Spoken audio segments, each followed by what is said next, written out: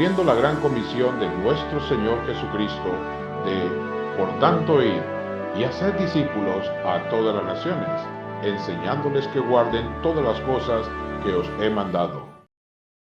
Damos gracias a Dios por esta oportunidad nuevamente que nos da de poder compartir con ustedes en esta noche de viernes, poder disponernos, abrir la palabra de Dios y doy gracias a Dios por cada uno que ha dispuesto en su corazón, que Dios ha puesto a apartar este tiempo, este momento, y créanme que hemos orado y siempre oramos para que su vida pueda ser edificada de la mejor manera, a la luz de la palabra, y podamos ser cada uno fortalecidos, animados, sostenidos, guiados a la luz de la palabra de Dios.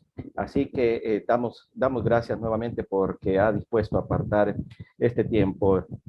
Y bueno, vamos a poner este tiempo en las manos de Dios, vamos a orar. Solo quiero recordarle antes, estamos compartiendo desde el día miércoles un tema que he puesto, las respuestas a una fe genuina, las respuestas a una fe genuina. Y estuvimos viendo el miércoles pasado una completa gratitud, un completo amor desbordante de aquel que a través de la fe, creyendo en la palabra de Dios, en el Señor Jesucristo, manifiesta un amor completo, desbordante, total. Y en esta noche quiero compartir con ustedes, siguiendo en ese mismo tema general, una completa humildad, un corazón sencillo, con sencillez de corazón, pero una completa humildad. Y antes de orar, solo recordarles, compartí también una pregunta con ustedes que otra vez se la vuelvo a dar en esta noche, y dice, ¿de qué manera afecta su fe la forma en que vive su vida? ¿De qué manera afecta su fe la forma en que vive su vida? Vamos a orar, por favor, con toda reverencia, incline su cabeza, cierre sus ojos y me acompaña para este tiempo. Amado Padre Celestial, te damos gracias, Señor, porque hasta aquí nos has ayudado, has guardado nuestra vida, nos tienes, Señor, aquí a cada uno, Señor, expectantes, Señor, al oír tu palabra. Clamamos a ti, Señor, para tener, Señor, un espíritu, Señor, dispuesto, Señor, un corazón enseñable, Señor, humilde para poder recibir tu palabra y saber que necesitamos cada día ser transformados a través de ella, que nos alimente, que nos sustente, que nos fortalezca, que nos guíe, Señor.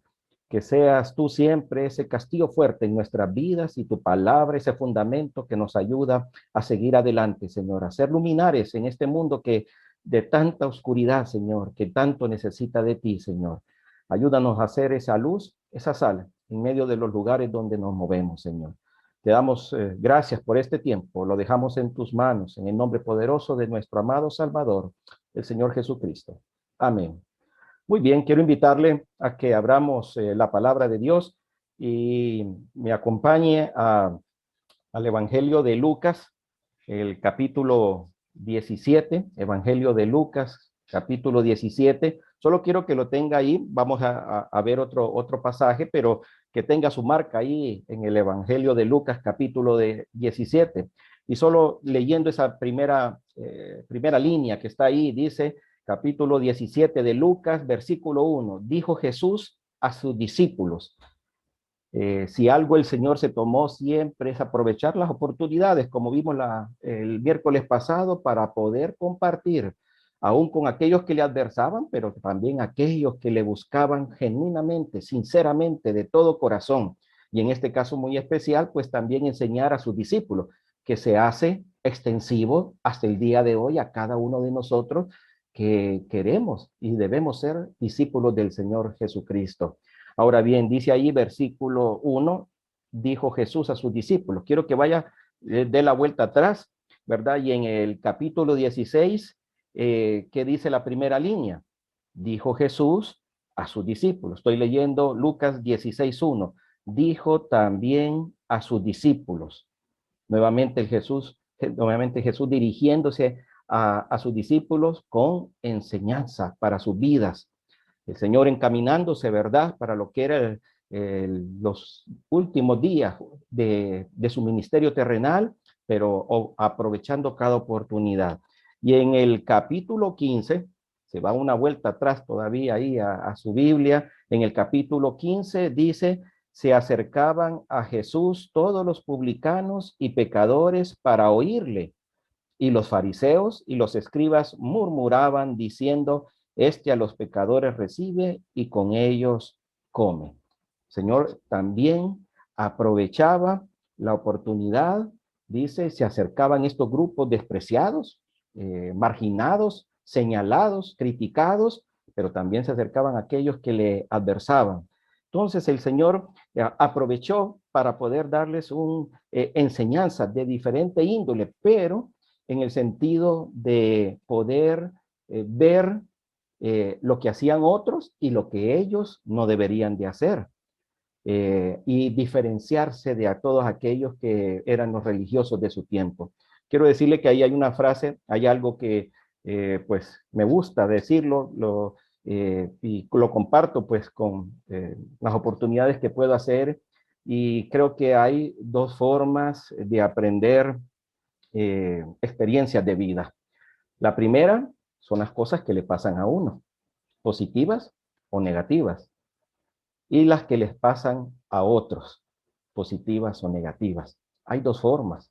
En experiencia de vida, el Señor aprovecha para poder estar enseñándoles a sus discípulos, pero de cosas que ellos tenían que ver en otros y que Él quería que ellos no las hicieran, no vivieran de esa forma. En todo caso, atender a la palabra, pero no hay veces el testimonio o el ejemplo que religiosos y personajes de su ambiente, en su medio, estaban dando a la luz, supuestamente, de la palabra. Así que, entendiendo esto, vamos a ir a un pasaje sin dejar aquí en Lucas, quiero que me acompañe al Evangelio de Mateo, capítulo 23. Mateo, capítulo 23, vamos a leer unos versículos ahí.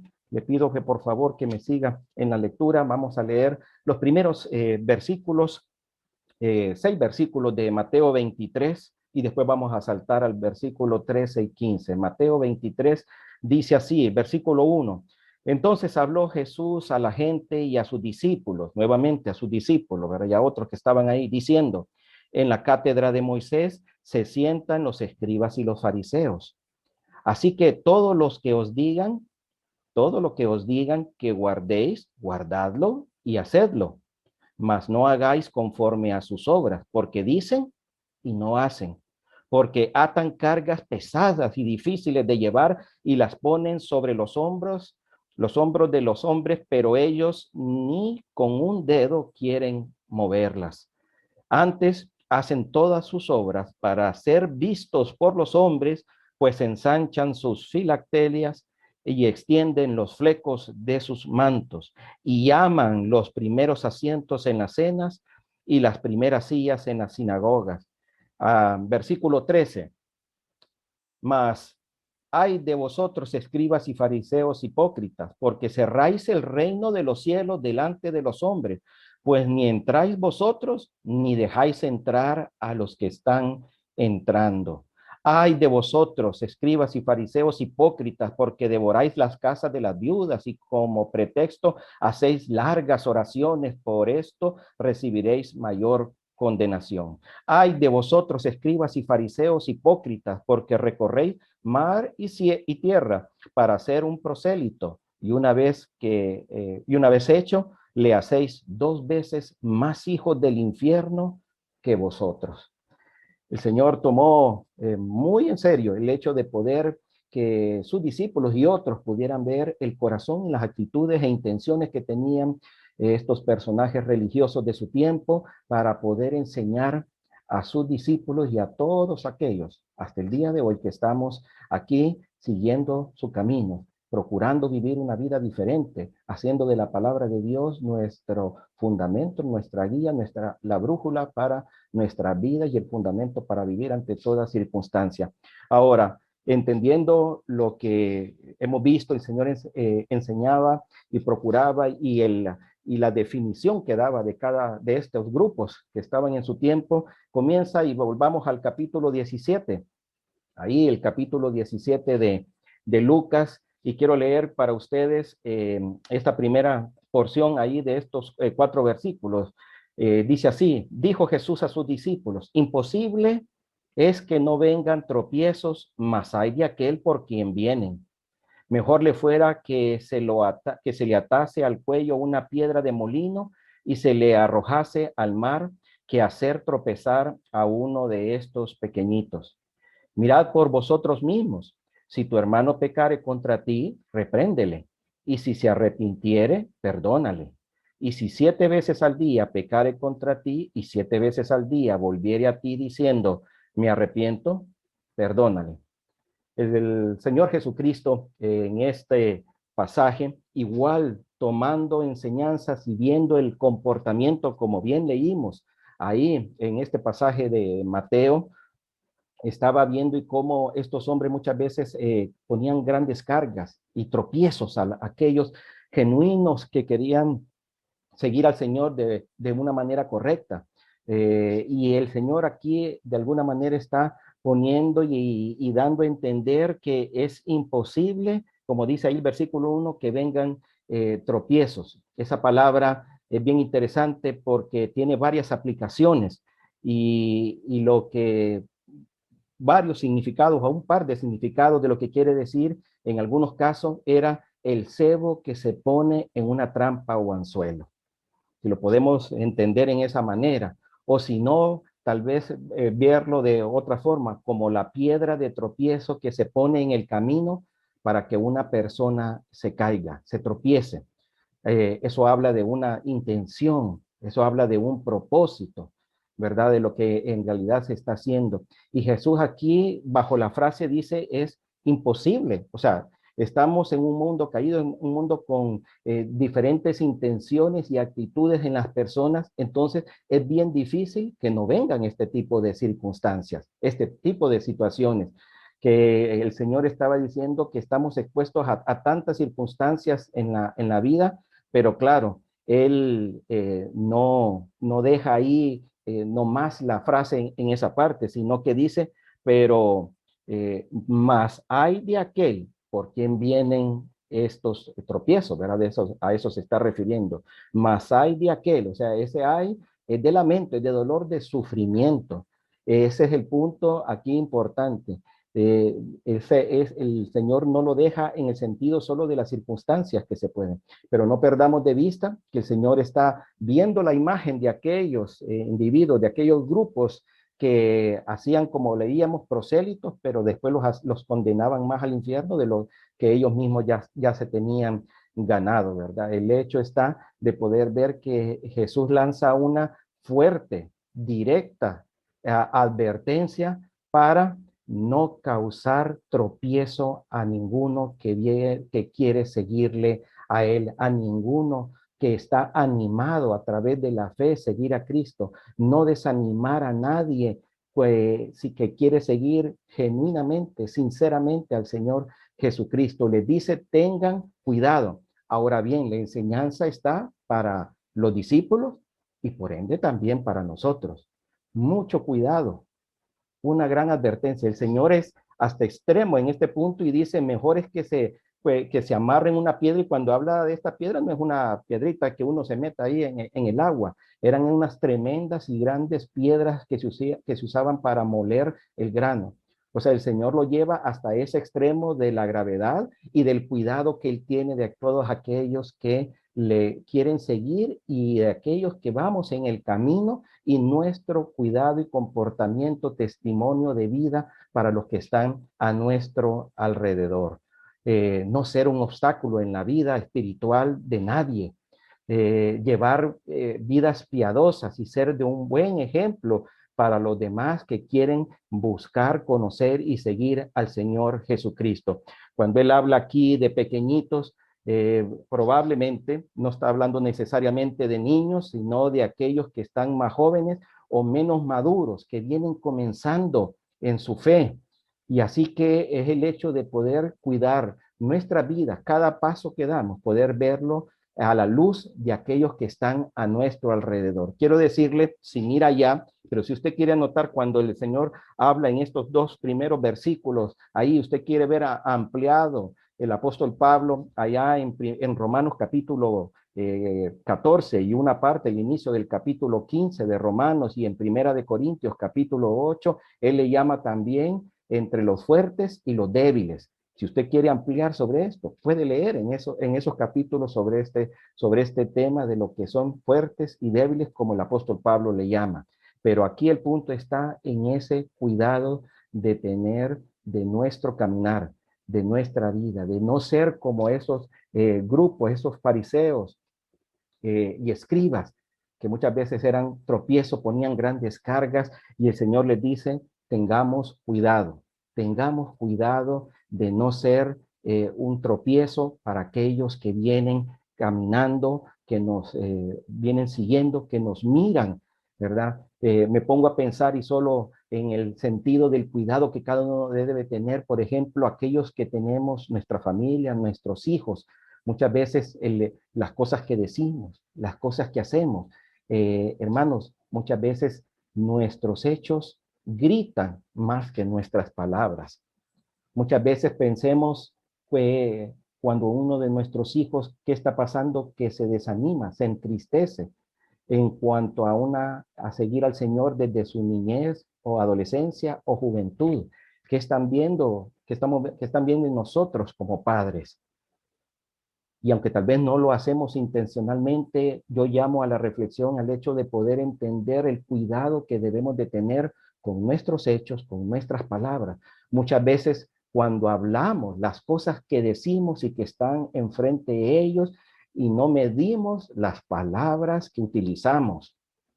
No medimos también hasta sus edades cuando tenemos que tratar un tema de espiritual, muchas veces hasta de situaciones que pasan en medio de nosotros como familia o como iglesia y las vertimos enfrente de ellos cuando no tienen tal vez la edad ni la madurez para poder tratar este tipo de situaciones que podamos estar viviendo y pasando, pero las decimos abiertamente y eso causa un gran impacto en ellos, pero muchas veces es un impacto negativo.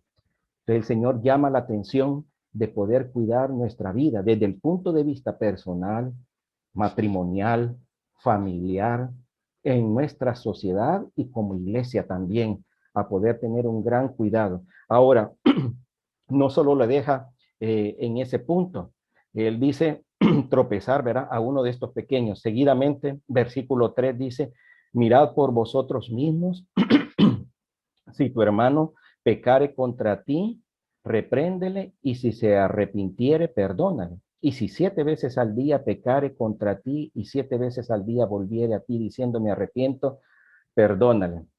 Ah, mi querido hermano, ¿verdad? Qué interesante que cuando el Señor les está hablando de ese cuidado, de ese testimonio, eh, aquí en el versículo les dice, mirad por vosotros mismos. O sea, examinémonos cada uno de nosotros. Si tu hermano pecare contra ti, dice, repréndele. Ahora bien, cuando dice esa palabra repréndele, es bien interesante porque habla de ir y llamarle la atención. Pero antes de hacer eso, fíjense lo que él dice en la primera parte, dice, mirad por vosotros mismos. O sea, antes de poder pensar en examinar o ir y hacer un señalamiento, que está bien, ¿verdad? Si nos hemos visto afectados, hemos visto en una situación conflictiva, el hecho está de que primero tenemos que vernos a nosotros mismos. Tenemos que examinarnos a nosotros mismos en cuáles son nuestras actitudes, cuáles son nuestras intenciones. Normalmente la ley, los rabinos, los maestros judíos, decían que se debía de perdonar 3 veces a un hombre. Allá en Mateo 18 usted puede encontrar sobre esto, no lo vamos a ver, pero Jesús le dice a Pedro que le ha preguntado si debe de perdonar hasta 7 veces. Pedro va y dice aún más, ¿verdad? De las 3 veces que decía la ley. Y Jesús le dice, no te digo hasta 7, sino hasta 70 veces 7. Y aquí en este caso Jesús está diciendo 7 veces al día, o en este caso como se lo dijo a Pedro allá en aquel pasaje, en esa ocasión, 70 veces o 7 veces al día, lo que quiere decir es que no hay límite, no hay límite. Por muy amplio, ¿verdad? Que uno quiera hacer, el hecho de perdonar se implica no llevar la cuenta de eso. no llevar la cuenta. Y el hecho está que tenemos que ir con la intención. Si vamos a ir y vamos a reprender a algún hermano, vamos a llamar la atención sobre una situación, tenemos que ir con la actitud, con la intención de que en realidad vamos a perdonarlo. Vamos a perdonarlo, vamos a tomar una actitud de querer restaurar, ¿verdad? A aquel como el mismo ejemplo del Señor Jesucristo. En Colosenses 3, versículos 12 y 13, hablando de esto, el apóstol Pablo dice, versículo 12, vestíos pues como escogidos de Dios santos y amados, de entrañable misericordia, de benignidad, de humildad, de mansedumbre, de paciencia, soportándoos unos a otros y perdonándoos unos a otros. Si alguno tuviere queja contra otro, de la manera que Cristo os perdonó, así también hacerlo vosotros. ¿De qué manera debemos ir? ¿Con qué actitud? ¿Qué debemos de tener en mente? De la misma manera que Jesús nos perdonó. Con esa misma actitud debemos ir inclinados hacia el perdón. Ahora es bien interesante, muchas veces uno escucha ahí esa frase que dice, bueno, yo lo perdono, pero no olvido. Y no es así, mi hermano. Imaginémonos si el Señor Jesucristo hiciera eso con nosotros. Perdono, pero no olvido. ¿A dónde estaría yo si el Señor hiciera eso conmigo? Perdono, pero no olvido. Hermanos, el perdón es sanidad. El perdón implica sacar una herida que si no se sana completamente, está ahí latente. Cada vez que se toca ese tema, por decir algo, cada vez que veo a aquella persona,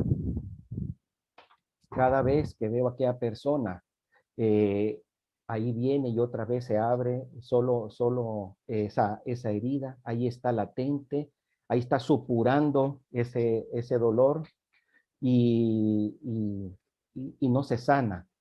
Entonces el hecho está que tenemos que tratar eso y no dejarlo pasar y venir con la actitud correcta de poder hacer.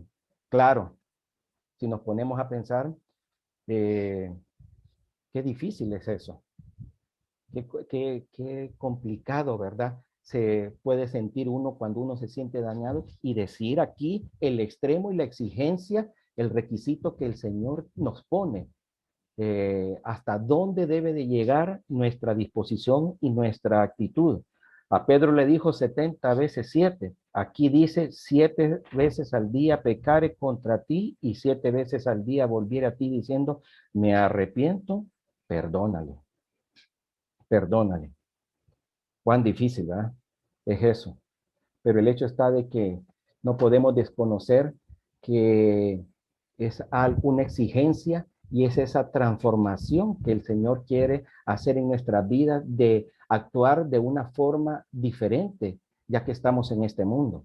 Que así como Él nos perdonó y echó al fondo, se olvidó del mar y echó al fondo del mar y se olvidó de nuestros pecados, pues esa es la forma que nosotros también deberíamos de tratar. Alguien dijo y poniéndole en una escala altísima, dice, los discípulos no ofenden ni se ofenden. Tremenda exigencia, ¿verdad? Sería esa. Los discípulos no ofenden ni se ofenden, ¿verdad? En cuanto a tratar el perdón. Gálatas 6:1 dice, hermanos, si alguno fuere sorprendido en alguna falta, vosotros que sois espirituales, restauradle con espíritu de mansedumbre, considerándote a ti mismo, no sea que tú también seas tentado. Tremendo, ¿verdad? Ese pasaje, restaurarle, volverlo a poner en el camino, volverlo a poner en la posición. Pero cuando vamos en eso, tenemos que examinarnos también nosotros mismos, ponernos ahí también y con humildad, primero reconocernos, primero examinarnos y ir con una disposición de restaurar, de volver a poner en el camino correcto. aquel que por alguna circunstancia. Pero eso va en ese caminar de cada uno de nosotros. Hermano, el perdón debe ser una práctica común en nuestra vida y no una alternativa o una opción que tengamos cuando se presenta. El perdón debe ser una práctica común en nuestra vida y no una alternativa o una opción de escoger cuando se presenta una situación que amerite eso. Ahora bien, imagínense los discípulos al escuchar esto, seguro se rascaban la cabeza y se ponían a pensar, o sea, ¿cómo es posible que voy a hacer eso para el conocimiento y lo que ellos entendían que debería ser esa exigencia que el Señor los llevaba a esa escala y a ese nivel, ¿verdad? Que el Señor quería para cada uno de ellos. Pero claro, nunca perdamos de vista, como también se los dijo a ellos y se los hacía ver, es lo que miraban en aquellos otros grupos, en aquellos religiosos, lo que ellos hacían públicamente, pero lo que había en el interior de su corazón. Ahora bien, en los versículos ahí que siguen, versículos 5 y 6, dijeron los apóstoles al Señor, aumentanos la fe. Y entonces el Señor dijo, si tuvieres fe como un grano de mostaza, podrías decir a este sicómoro, desarráigate y plántate en el mar y os obedecería.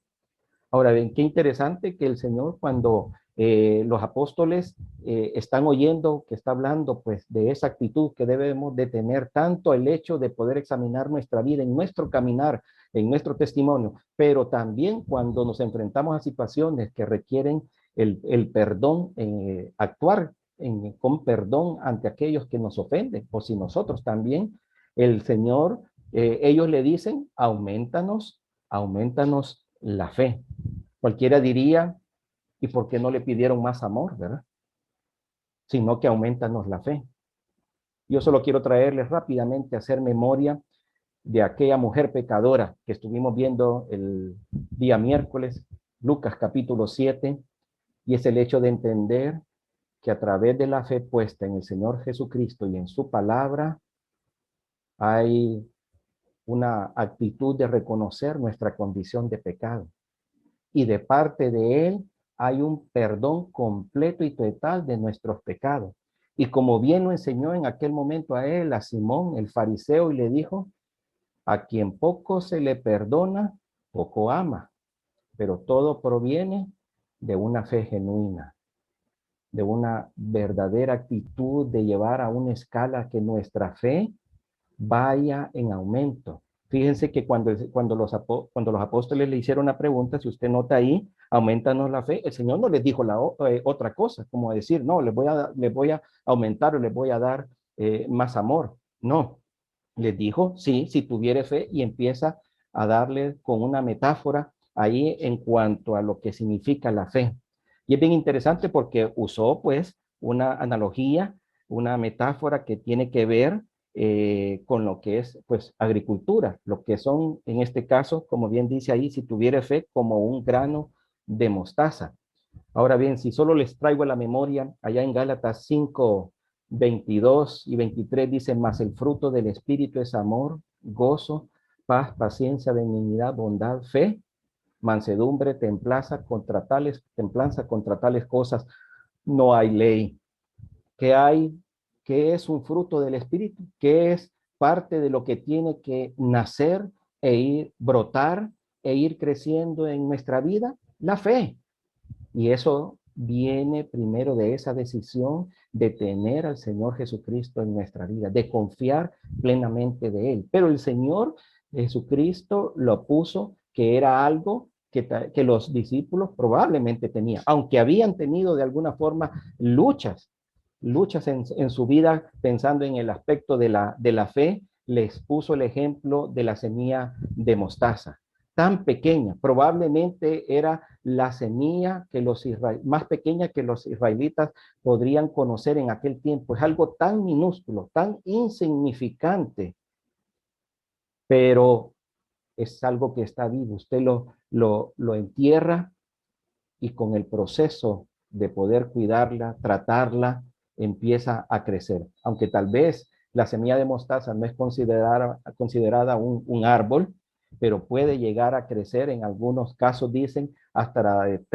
metros, más de 3 metros, en algunos casos hasta 5 metros de altura. ¿Por qué?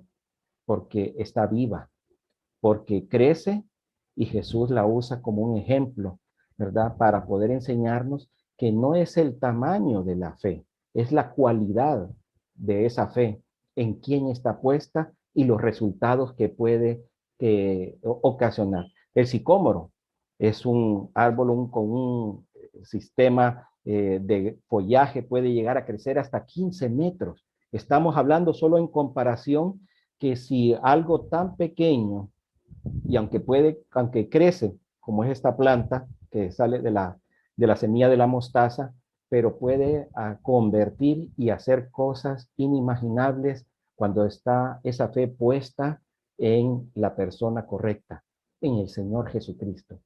Necesitamos hacer y desarrollar una fe fuerte, que crezca y que el Señor dice que puede mover, y, así, y usando la analogía que él hace, dice mover hasta un gran árbol y sacarlo del lugar donde está y moverlo y al mar, dice, tirarlo y moverlo y obedecería, dice.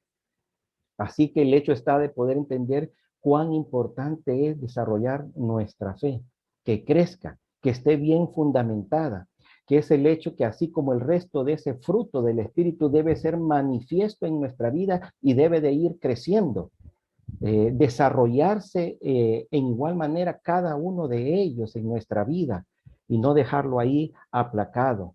Aumentanos, le dice, aumentanos. El hecho era de añadir. Ellos tenían fe y aunque tenían, como digo, tenían luchas, pero necesitaban crecer en esa fe genuina, que diera esa evidencia, pero reconociendo ellos esa necesidad que tenían de que esa fe fue creciendo. Y algo importante en la humildad es el hecho de entender que tenemos necesidad de nuestro Dios y de que esa fe vaya creciendo. Así que dice Romanos 10:17, así que la fe es por el oír y el oír por la palabra de Dios. ¿Qué va a hacer que crezca nuestra fe? El oír la palabra de Dios. No son canciones, no es emocionalismo, no es sentimentalismo, no son frases que escuchamos ahí muy bonitas. Es la palabra de Dios la que va a hacer la diferencia en nuestras vidas. Es el hecho de poder fundamentarnos en ella para poder crecer en una fe fuerte, firme y confiar a pesar de cualquier circunstancia. Y el Señor va a ir transformando nuestra vida, aún en esas áreas difíciles que podemos tener en el diario vivir, que cada uno experimenta en las diferentes circunstancias de nuestra vida. Pero el hecho es poder ponernos delante de Él, reconocer que solo Él puede ir transformando nuestras vidas cada día cuando hemos puesto esa fe y reconocemos nuestra necesidad, como bien dijeron los apóstoles, aumentan, incrementa nuestra fe para poder llegar a esos niveles, esa exigencia, pero que sea genuina, no solo de apariencia, sino genuina en cada uno de nosotros.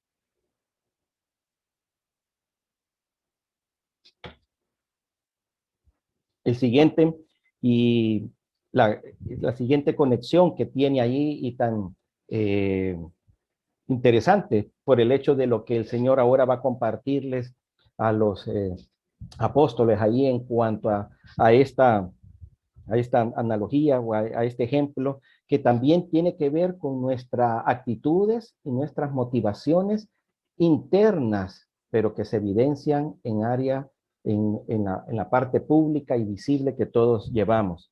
Dice el versículo 7, ¿quién de vosotros teniendo un siervo que ara o apacienta ganado,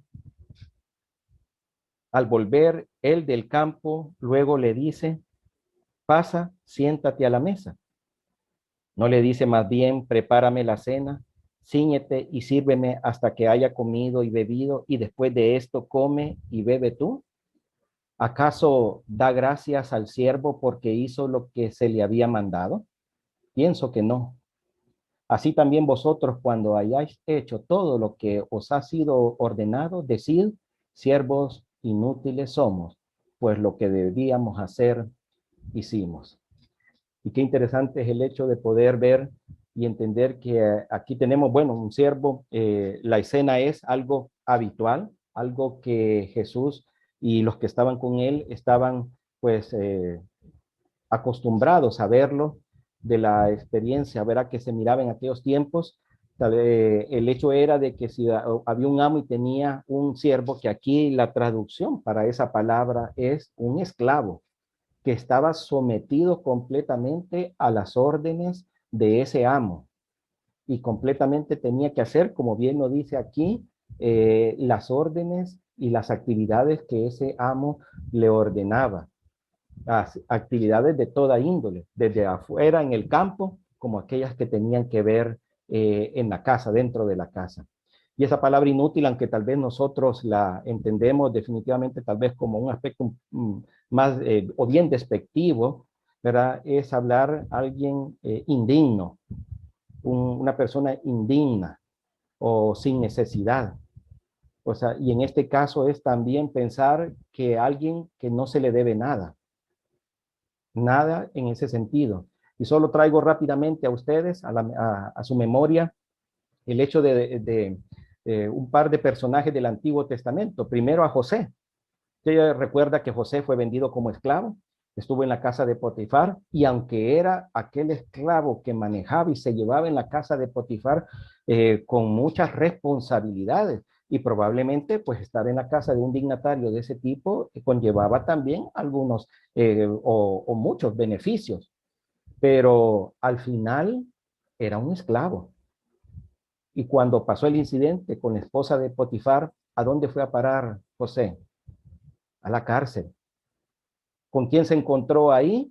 Con un copero y un panadero. ¿Dónde permanecían estos hombres? En el palacio del faraón.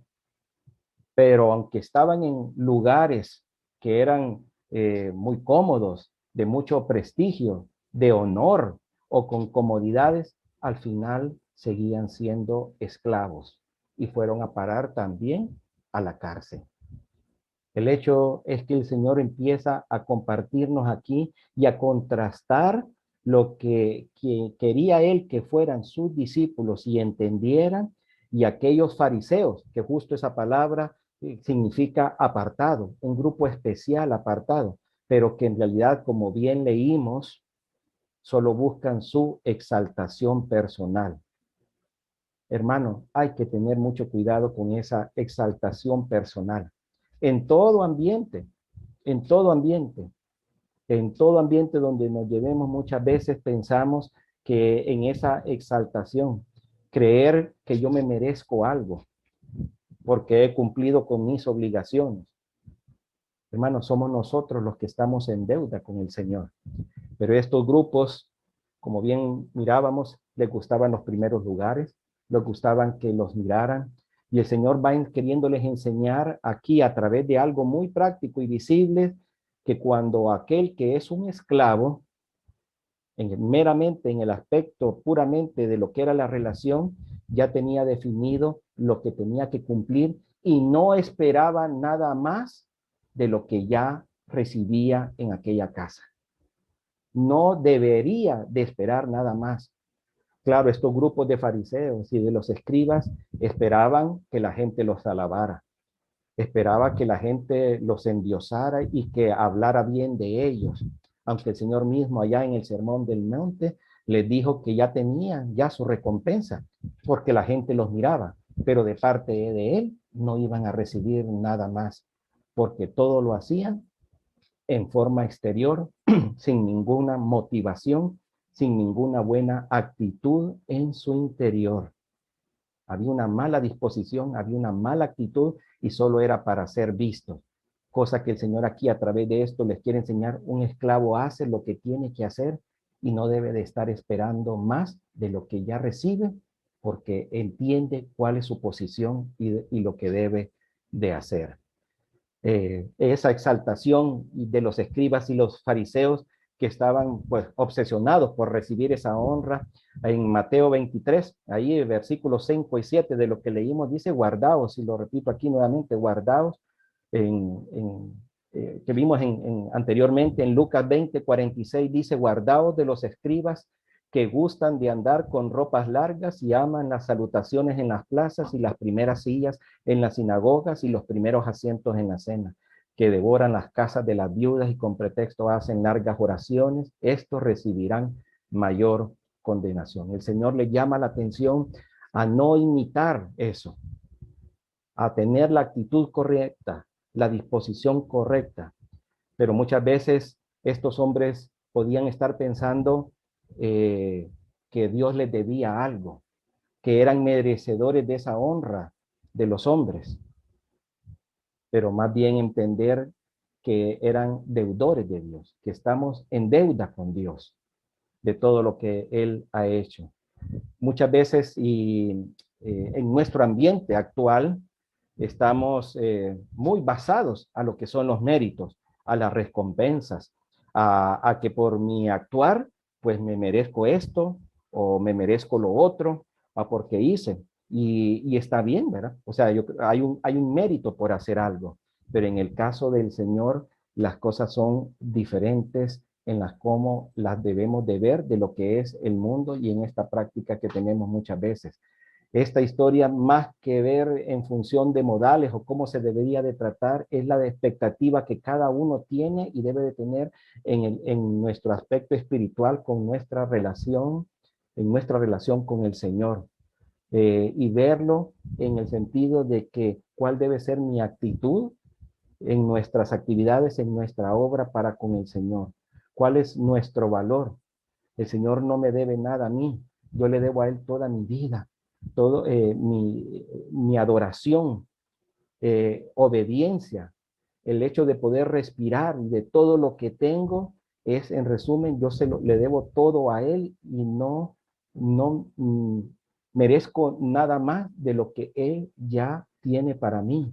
Debo muchas veces quitarme del trono de mi propio corazón y poner al Señor ahí y no estar esperando recompensas o pensando que me debo algo o que debo de tener esto o lo otro en la obra del Señor. Para el Señor no es desconocido lo que usted hace, pero lo importante es con qué actitud, con qué disposición usted lo hace. Dice Proverbios 23:7, porque cuál es su pensamiento en su corazón, tal es él. En otras palabras, dice, pues como piensa dentro de sí, así es. Como usted piensa dentro de sí, así es. Así es lo que usted muestra hacia afuera. ¿Se le ha perdonado poco o se le ha perdonado mucho? ¿Cuál debería ser nuestra actitud? ¿Entiende usted cuando el Señor dice ahí en ese versículo 10, siervo inútiles somos? ¿Qué es lo que debemos? ¿Entiende ahí que ahí esa palabra es un esclavo? ¿Es esclavo usted del Señor? ¿Entiende lo que eso significa? ¿Vive de esa forma, entendiendo que es un esclavo? ¿Se considera así, como un esclavo? ¿O piensa que tiene méritos por el cual el Señor debería de tenerlo en otro lugar, en otra posición? El Señor Jesucristo, nuestro mejor ejemplo, en Mateo 20, versículo 26. Mas entre vosotros no será así, sino que el que quiera hacerse grande entre vosotros será vuestro servidor. Y el que quiera ser el primero entre vosotros será vuestro siervo. Y ahí si quiere póngale en esa parte esclavo. Como el Hijo del Hombre no vino para ser servido, sino para servir y para dar su vida en rescate por mucho. Porque como el Hijo del Hombre no vino para ser servido, sino para servir y para dar su vida en rescate por mucho. El mejor ejemplo que tenemos es el Señor Jesucristo.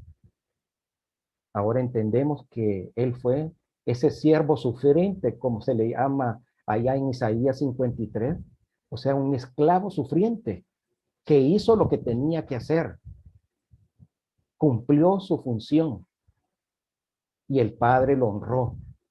Las recompensas, mi hermano, las recompensas de Dios son por su gracia infinita y su misericordia para con nosotros, no por ningún mérito o por algo que yo me haya ganado. Es su pura gracia. la que en realidad debe marcar la diferencia, y nuestro servicio y nuestra entrega, comenzando desde esa fe que debe de ir creciendo y manifestándose con aquellos que están a nuestro alrededor, con aquellas circunstancias que muchas veces sobrellevamos y que debemos de saber que somos deudores del Señor. Primera de Corintios 4:7 dice, porque ¿quién te distingue? ¿O qué tienes que no hayas recibido? Y si lo recibiste, ¿por qué te glorías como si no lo hubieras recibido? Todo lo que tenemos y somos es por la pura gracia del Señor Jesucristo. Pero hay veces, tristemente, pensamos muy alto de nosotros. Tenemos un exagerado concepto de nosotros y que pensamos que yo no debería estar donde debo de estar, no debería de ser lo que soy y que me debería de estar en otras posiciones o merecerme más respeto del que me tienen. Romanos 12:3 dice, digo pues que por la gracia que me es dada a cada cual que está entre vosotros, que no tenga más alto concepto de sí que el que debe de tener, sino que piense de sí con cordura, conforme a la medida de fe que Dios repartió a cada uno. ¿Cuál es la unidad de medida? La fe, la fe. Y que piense con cordura, que piense con cordura. Todo lo que yo haga aquí para el Señor, debo hacerlo. Mi relación con la obra del Señor y en todo lo que tenga que ver, debo de verlo hacia arriba. Saber que cuando yo sirvo a una persona aquí en este mundo, o lo que me hagan, lo tengo que ver en la práctica que estoy sirviendo a Dios completamente. De Él es el que debo de entender que recibo y Él está claro en lo que debe de hacer conmigo y lo que yo debo de entender que soy para Él. Gálatas 6:3 dice, porque el que se cree ser algo no siendo nada, a sí mismo se engaña.